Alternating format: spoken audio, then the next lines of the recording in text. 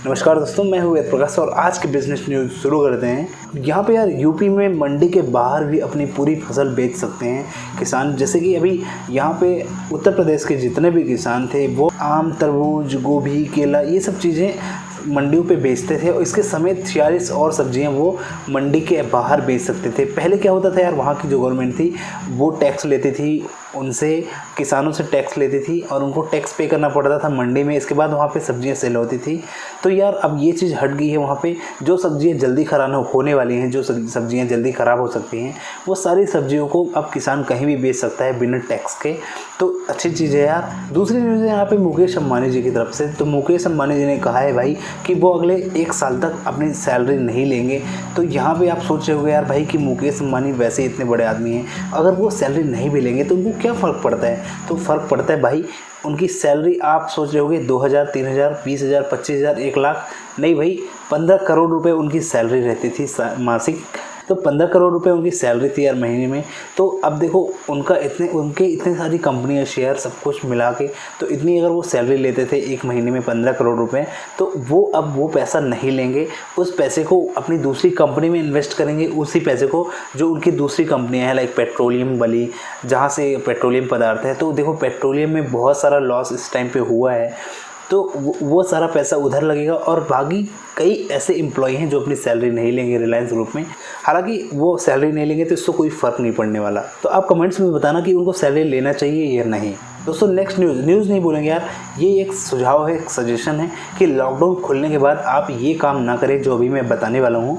देखो आप बहुत बेसब्री से लॉकडाउन खुलने का इंतज़ार कर रहे हैं, मुझे पता है। शायद अपने दोस्तों से मिलने जाने की या शॉपिंग करने जाने की या कहीं पे चिल करने या पिकनिक मनाने बहुत सारे ऐसे प्लान बना के रखे होंगे कि भाई जैसे ही लॉकडाउन खुलेगा तो हम यहाँ पे ये मस्ती करने जाएंगे। लेकिन आपको इस चीज़ का विशेष ध्यान देना होगा भाई कि लॉकडाउन खुलने के बाद ऐसा नहीं कि आप बिल्कुल फ्री हो गए, कोरोना वायरस को आपने ख़त्म कर दिया। भाई आपको बहुत सारी चीज़ों का विशेष ध्यान देना होगा, बहुत सारी चीज़ों का पालन करना होगा। तो ये सारी चीज़ें हैं, आप इस तरह से इंतज़ार मत कीजिए लॉकडाउन खुलने का। बहुत सारी प्रॉब्लम है, बहुत सारी समस्या है, पूरी दुनिया इस चीज़ से लड़ रही है और बहुत सारी समस्याएं हैं। इसलिए प्लानिंग मत करिए आप कि भाई लॉकडाउन खुलने के बाद हम घूमने जाएंगे। तो ये 6 पॉइंट हैं, आप इनको बिल्कुल मत कीजिए। सबसे पहला पॉइंट है, आप तुरंत वेकेशन प्लान मत कीजिए। आप जैसे लॉकडाउन खुलेगा तो ऐसा नहीं कि लॉकडाउन खुलने के बाद आप अपना एक प्लान बना लें कि मेरे को यहाँ घूमने जाना है, वहाँ घूमने जाना है। बिल्कुल नहीं यार, 1 साल तक आपको बिल्कुल प्लानिंग नहीं करना है इन सब चीज़ों को। हाथों को धोना बंद नहीं करें। देखो लॉकडाउन खुलने के बाद ऐसा नहीं कि आपने कोरोना वायरस को मात दे दी है। आप हाथ धोते रहें। जो चीज़ अभी कर रहे हैं इस लॉकडाउन पे कोरोना से बचने के लिए, उन सब चीज़ों को आपको बाकायदा पालन करना पड़ेगा। क्लब ना जाएं, मास्क को फेंकें मत, मास्क को यूज़ करें। नए मास्क को, एक मास्क को आप 2-3 दिन यूज़ करो, उसके बाद उसको फेंक दो। तो जो चीज़ें बताई गई हैं नियमानुसार वो करें आप बिल्कुल तरीके से। सार्वजनिक स्थानों पर थूकें नहीं, वहाँ पे छींकें नहीं और घर पर कोई भी पार्टी मत ऑर्गेनाइज करें यार। तो इन सारी चीज़ों का विशेष तरीके से आप ध्यान दें लॉकडाउन खुलने के बाद। ऐसा नहीं कि लॉकडाउन खुलते ही आप एकदम फिर से वैसे ही जीना शुरू कर दो। प्रॉब्लम समस्याएं बहुत है, आपको पता है, ज़्यादा ज्ञान नहीं देंगे। दोस्तों नेक्स्ट न्यूज़ है यहाँ पे फेसबुक और व्हाट्सअप की तरफ से। फेसबुक और व्हाट्सअप में इतनी ज़्यादा अफवाहें फैलाई जा रही हैं भाई। वो अफवाहें ऐसी हैं, चाहे वो कोरोना वायरस के लिए हो, चाहे वो गरीबों के लिए हो। भाई देखो आप लोग अगर पढ़ लिख के इस तरह के मैसेजेस को फॉरवर्ड करोगे तो कितनी ज़्यादा बेवकूफ़ वाली बात होगी। भाई कई ऐसे मैसेज फॉरवर्ड हुए, मेरे पास भी 1-2 मैसेज आए थे कि भाई इस लिंक में क्लिक करो, सरकार मास्क फ्री में बांट रही है, इस लिंक पे क्लिक करो, रजिस्ट्रेशन करके मास्क अपने घर पे बुलाओ। भाई ऐसी कई वेबसाइट बना के लोग कर रहे हैं, इस तरह की फर्जी अफवाहें फैला रहे हैं और वो लिंक्स भेज के लोगों को गुमराह कर रहे हैं, उनसे डेटा ले रहे हैं। भाई देखो आप डेटा उनको दे दोगे, वहाँ पे रजिस्टर कर दोगे, लेकिन मास्क आपको फ्री में नहीं मिलने वाला। तो इस तरह के लिंक्स में आप क्लिक मत करो, इस तरह के लिंक्स में आप मत जाओ, क्योंकि ऐसी कई फेक वेबसाइट बना के आपको गुमराह कर देते हैं। भाई पहले भी ऐसी बहुत सारी न्यूज़ वायरल हुई थी भाई कि अमेज़ॉन दे रहा है आपको फ्री में ये चीज़, अमेज़ॉन दे रहा है आपको 70 रुपये में टीवी, 70 रुपये में मोबाइल, 150 रुपये में आपको ये चीज़ मिल रही है। तो भाई इम्पॉसिबल टाइप का चीज़ आपको लिंक भेजते थे और आप फॉर्म फिल करने के बाद उसमें कुछ भी नहीं होता। वो बस बोलता है कि आप 10 लोगों को शेयर करो, इसके बाद आपको होम डिलीवरी हो जाएगी उस प्रोडक्ट की। बाकी आगे जैसे ही आप शेयर करते जाते हो फिर कुछ नहीं होता है।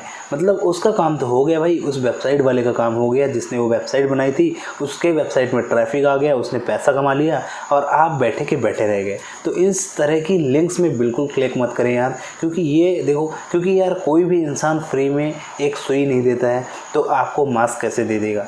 दोस्तों नेक्स्ट सजेशन हमारी तरफ से यार, अगर आप गूगल अकाउंट्स यूज़ करते हो, फेसबुक पे अकाउंट यूज़ करते हो, इंस्टाग्राम, व्हाट्सअप, इन सब चीज़ों पे आप अकाउंट्स यूज़ करते हो, तो उसमें जाहिर सी बात है आप पासवर्ड क्रिएट करते हो। फेसबुक में अगर आप पासवर्ड क्रिएट करते हो, जीमेल में आप पासवर्ड क्रिएट करते हो, तो उसमें आपको पासवर्ड किस तरह से बनाते हो, कहीं आपका पासवर्ड हैक तो नहीं हो जाता। बिकॉज यार देखो, गूगल पे आपके जितने भी बैंक अकाउंट से सब कुछ ईमेल आईडी से कनेक्टेड होते हैं। आपके ईमेल आईडी का पासवर्ड कोई और जान लिया तो बहुत सारी प्रॉब्लम, आपका बहुत सारा डाटा लीक हो सकता है। तो अपने पासवर्ड को एकदम इतना सेफ और सुरक्षित तरीके से बनाएं ताकि आपके पासवर्ड को कोई हैक ना करे और हैक करके आपके डाटा को न चुराए और आपके प्राइवेसी को ख़त्म ना करे। तो इन सब चीज़ों का विशेष ध्यान दें। अपने पासवर्ड को लॉन्ग टर्म पासवर्ड बनाइए, बहुत अच्छा स्ट्रॉन्ग पासवर्ड बनाइए ताकि वो जल्दी से किसी को याद ना हो और आप कहीं पे भी लिख दो तो समझ में ना आए। तो इस तरह के पासवर्ड आप बहुत स्ट्रॉन्ग तरीके से बनाएं। पासवर्ड बहुत क्रिएटिव होना चाहिए आपके जीमेल आईडी। अपनी जीमेल आईडी में रिकवरी फ़ोन नंबर या ईमेल आईडी ज़रूर डालें, बिकॉज अगर आपने अपना जीमेल आईडी का पासवर्ड खो दिया, अब उसको फॉरवर्ड करेंगे तो OTP जाएगा, तो भाई आपका रिकवरी वाला जो मोबाइल नंबर है वो है ही नहीं, तो OTP कहाँ पर जाएगा, तो आप उसको बैकअप नहीं ले पाएंगे, उसकी ID में लॉगिन नहीं हो पाएंगे, आप उस ID को भूल जाइए फिर।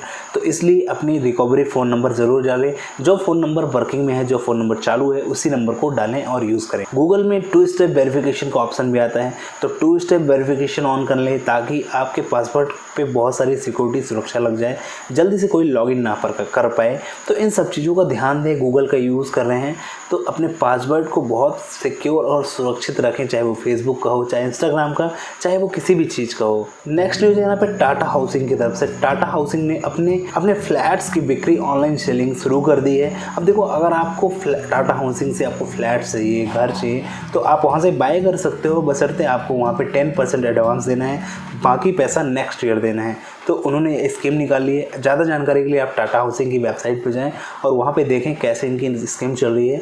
और अगर आपको फ्लैट खरीदना है तो 10% अमाउंट जमा करके आप फ्लैट ले सकते हो। टाटा हाउसिंग की वेबसाइट में आकर ज़्यादा जानकारी के लिए आप उसकी वेबसाइट में जाओ और आप वहाँ पे जानकारी देखें। नेक्स्ट न्यूज़ है यहाँ पे पेटीएम की तरफ से। पेटीएम के संस्थापक ने कहा कि भाई पैसा दोगुना करने के दावे से बिल्कुल दूर रहें। भाई कई लोग दावा करते हैं कि भाई आपका पैसा हम डबल कर देंगे, आपका पैसा को इतना बना देंगे हम, बस इतना इन्वेस्ट कीजिए। और कई लोग आपके पास फ़ोन करते हैं कि भाई आपकी पेटीएम की KYC नहीं हुई है, उसकी KYC डन करवा ले। तो आपकी पेटीएम KYC करते करते वो आपके पेटीएम का सारा पैसा अकाउंट से ख़त्म कर देते हैं और वो उनकी टिक रहती है यार। वो कोई आपके फ़ोन में एक सॉफ्टवेयर डाउनलोड करवाएंगे लाइक एनीडेस्क रिमोट कंट्रोल का, और आपके पूरे फ़ोन का एक्सेस वो ले लेते हैं और आपके पूरे फ़ोन को वहाँ से वो कंट्रोल करते हैं, आपको पता भी नहीं चलेगा और आपका सारा बैंक अकाउंट खाली हो जाएगा, चाहे वो पेटीएम का हो, चाहे गूगल पे, चाहे फ़ोनपे।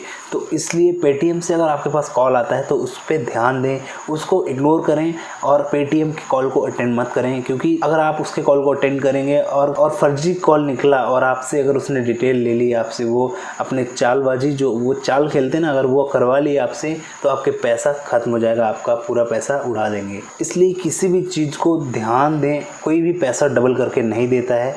तो पैसा दोगुना करने की कोई स्कीम बता रहा है तो आप उसको तुरंत कल्टी लेने के लिए बोल सकते हैं।